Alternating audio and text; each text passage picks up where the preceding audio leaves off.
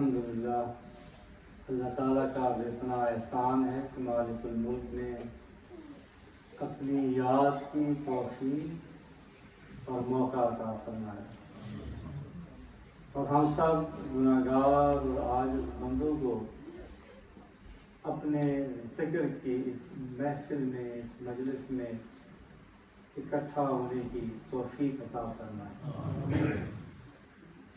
حاضرین محترم، اللہ کا ذکر اللہ تعالیٰ کی بہت بڑی دین ہے۔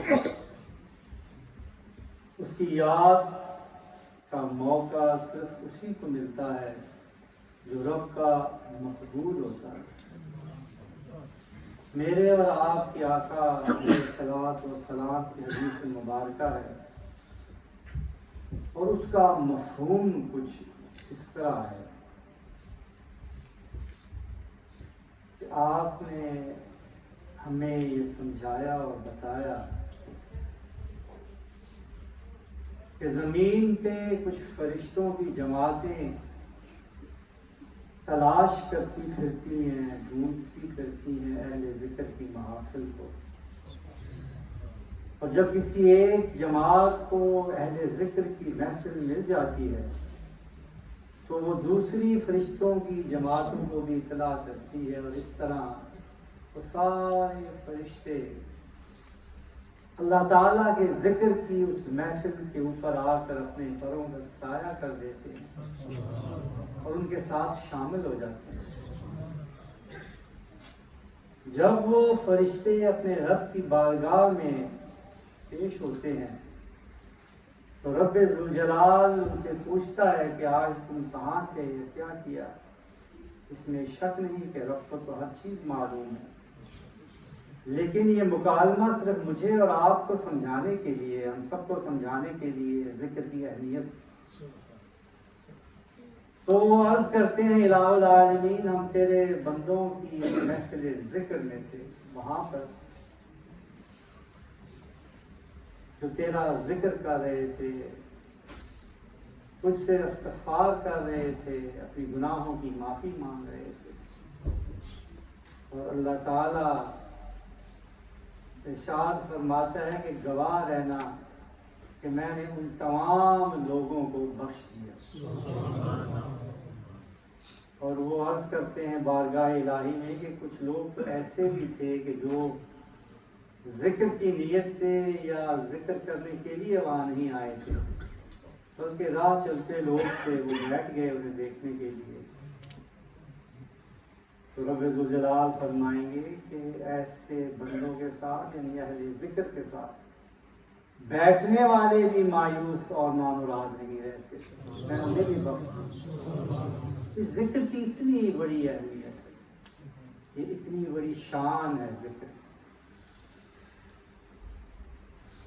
ایک اور حدیث میں اسی طرح ہمارے آقا نے ہمیں سمجھایا کہ کتنی فضیلت والی چیز ہے یہ ذکر۔ حدیث کچھ یوں ہے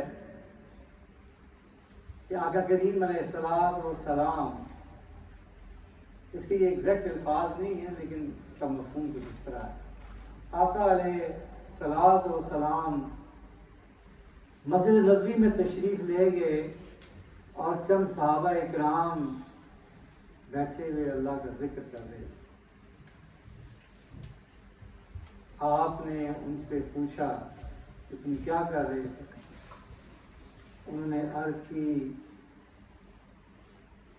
کہ یا رسول اللہ، ہم اللہ کا ذکر کر رہے تھے، اس کی یاد میں تھے۔ تو آپ نے دوبارہ پوچھا اور پھر پوچھا، اور انہوں نے بار بار یہی جواب دیا کہ ہم اللہ کا ذکر کر رہے تھے۔ پھر انہوں نے کہا کہ آپ نے ہم سے یہ بار بار کیوں پوچھا؟ تو آقا کریم علیہ الصلوۃ والسلام نے انہیں اتنی پیاری نوید سنائی جو آج تک ہمارے لیے تعلیم ہے، آپ کے لیے، میرے لیے تعلیم ہے۔ فرمایا کہ میرے پاس ایک فرشتہ اللہ تعالیٰ کا آیا، اس نے بتایا کہ مسجد نبوی میں کچھ لوگ بیٹھے ہوئے اللہ کا ذکر کر رہے ہیں۔ اللہ تعالیٰ کی ذات ان پر فخر کرے گی۔ عزیزان محترم، اتنی بڑی فضیلت ہے، اور مجھے اور آپ کو ہمارے رب نے اتنی بڑی نعمت عطا فرمائی ہے کہ ان لوگوں میں شامل کیا ہے جو اس کے ذکر کے لیے اپنے باقی سارے کاموں کو پسے پش ڈال کر اللہ کے اس گھر میں مسجد میں جمع ہوئے۔ ہمارا یہ یقین کامل ہے کہ اللہ تعالیٰ آج ہم سب کے گناہوں کو معاف فرما دے گا، اور معاف فرما کے اپنی بندگی اور اپنے حبیب کی غلامی سے نوازے گا، اور انشاءاللہ ہماری ہر مشکل کو آسانی میں تبدیل فرما دے گا۔ ہمیشہ یاد رکھیں، رب ذوالجلال کے متعلق اپنا گمان ہمیشہ زبردست رکھا کریں، اچھا رکھا کریں، ایسا گمان رکھا کریں کہ وہ بخش دے گا، وہ رحمت کرے گا، وہ معاف کر دے گا، وہ رحمان ہے، وہ رحیم ہے، وہ عظیم ہے، وہ بے نیاز ہے، وہ زبردست ہے۔ ہم مجبور اور محتاج ہیں، ہم گناہگار ہیں، ہم کمزور ہیں، ہم جب اس سے مانگ رہے ہیں وہ ضرور عطا فرمائے گا، کیسے نہیں عطا فرمائے گا؟ اس کے تو خزانوں میں کسی چیز کی کمی نہیں ہے، کیوں نہیں عطا فرمائے گا؟ وہ تو سب سے بڑا سخی ہے، اس نے تو خود کہا ہے کہ میری رحمت سے کبھی مایوس نہ ہونا۔ پھر بھلا میں اور آپ کیوں مایوس ہیں؟ پھر بھلا میں اور آپ ایسا اچھا گمان کیوں نہ رکھیں؟ کیونکہ یاد رکھیں کہ اللہ تعالیٰ اپنے بندے کے ساتھ اس کے گمان کے مطابق معاملہ کرتا ہے۔ اسی خیال کے ساتھ کہ رب آج ہمارے سینوں کو صاف فرمائے گا۔ بہت سی گندگیاں ہیں، آلائشیں ہیں، گرد و غبار جم جاتی ہے، دنیا ہے نا، دنیا میں پھرتے ہیں، بہت کام کرتے ہیں، 100 باتیں ہوتی ہیں، سانس سانس کے ساتھ گناہ ہوتا ہے، کروٹ کروٹ کے ساتھ گناہ ہوتا ہے، معاملات ایسے ہوتے ہیں، تو یہ گرد جم جاتی ہے۔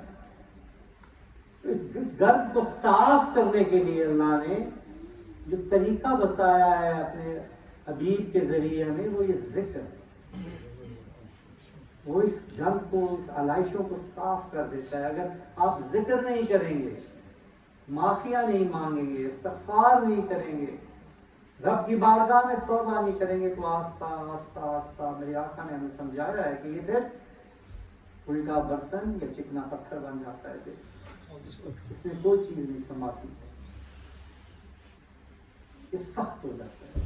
اسے نرم کریں، اسے نرم کریں گے، اسے پاک کریں گے، تو پھر اللہ تعالیٰ اپنا سب سے بڑا انعام آپ کو عطا فرمائے گا، یعنی نسبت رسولی عطا فرمائے گا، نبی کریم علیہ السلام کا عشق عطا فرمائے گا، وابستگی عطا فرمائے گا، وہ عشق، وہ نسبت اور وہ وابستگی جو آپ کو صراط مستقیم پہ قائم رکھے گی اور آپ کو شیطان، نفس اور دنیا کی کششوں سے بچا کے رکھے گی اور منزل مقصود تک پہنچائے گی۔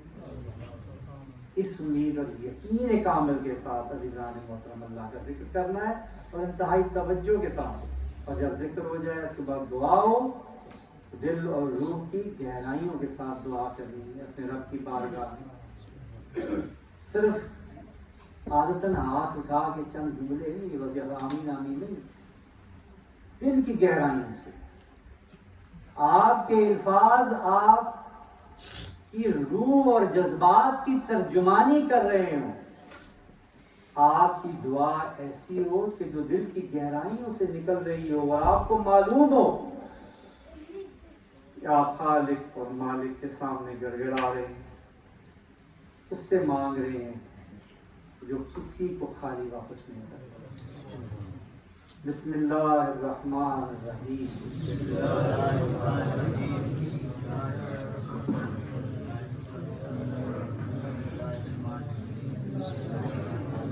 بسم اللہ۔